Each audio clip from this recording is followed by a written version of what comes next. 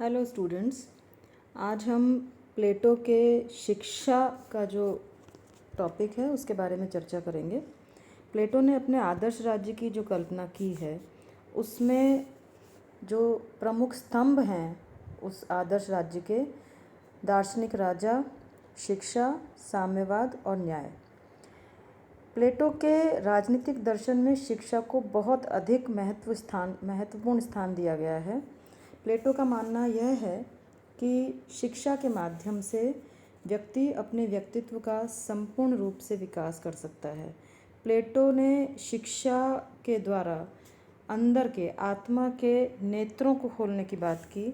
शिक्षा के सामाजिक पहलू के बारे में भी बात की प्लेटो ने। प्लेटो के पहले एथेंस और स्पार्टा जो उस वक्त के और दूसरे नगर राज्य थे, जिनसे हम प्लेटो के बाकी के जितने भी टॉपिक्स हैं उनके चर्चा करते समय एथेंस और स्पार्टा की पद्धतियों की भी चर्चा करते हैं, तुलनात्मक अध्ययन करने की कोशिश करते हैं। उन दोनों नगर राज्यों के मुकाबले में प्लेटो ने शिक्षा के बारे में जो कुछ कहा वो बहुत अधिक तार्किक दिखाई पड़ता है और ये सिद्ध करता है कि प्लेटो ने अपने दर्शन में शिक्षा को कितना महत्व दिया है। प्लेटो की शिक्षा योजना की जो रूपरेखा है उसमें प्रारंभिक शिक्षा और उच्च शिक्षा इन दो वर्गों में कैटेगराइज कर दिया गया है।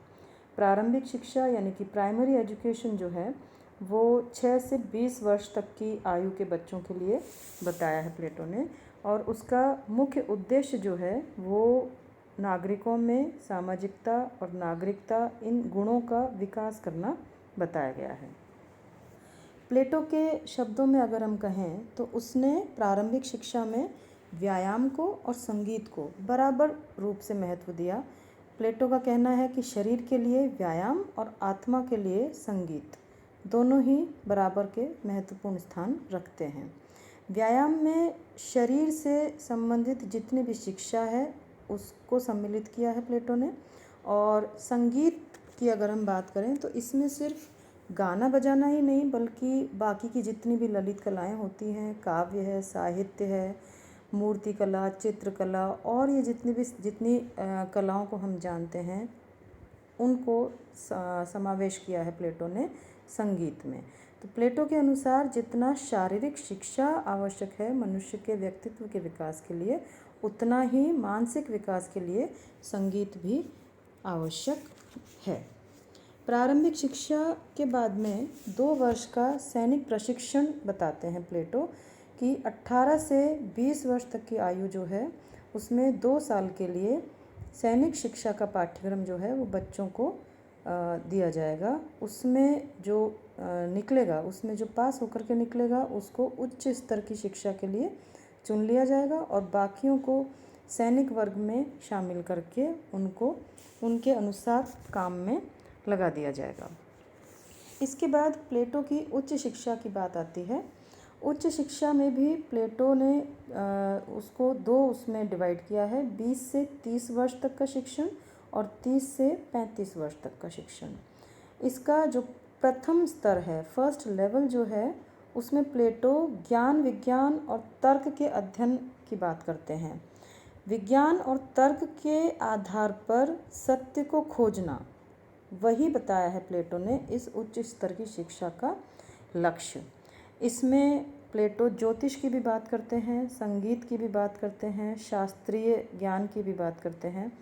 30 वर्ष की आयु में उच्च शिक्षा जो लोग पाएंगे उसमें योग्य समझे जाने वाले व्यक्तियों को ही दार्शनिक शासक के रूप में देखा जाएगा। 30 से 35 वर्ष तक की आयु के लिए प्लेटो ने उच्चतर शिक्षा की व्यवस्था की बात की है। यह शिक्षा मुख्य रूप से द्वंद्वात्मकता यानी कि डायलैक्टिक की शिक्षा होगी, जिसमें दर्शन के अध्ययन पर प्लेटो बल देते हैं। यदि गणित शास्त्र भौतिक पदार्थों से अमूर्त चिंतन की तरफ बढ़ने की पहली सीढ़ी बताते हैं प्लेटो, तो शुद्ध विचार से और सत्य के करीब पहुंचने के लिए दूसरी सीढ़ी दर्शन शास्त्र के माध्यम से हासिल की जा सकती है। तो आज के लिए स्टूडेंट्स इतना ही। और प्लेटो के शिक्षा सिद्धांत की जो विशेषताएं हैं वो हम अगली क्लास में उनका चर्चा करेंगे, उनके बारे में समझने का प्रयास करेंगे। Thank you.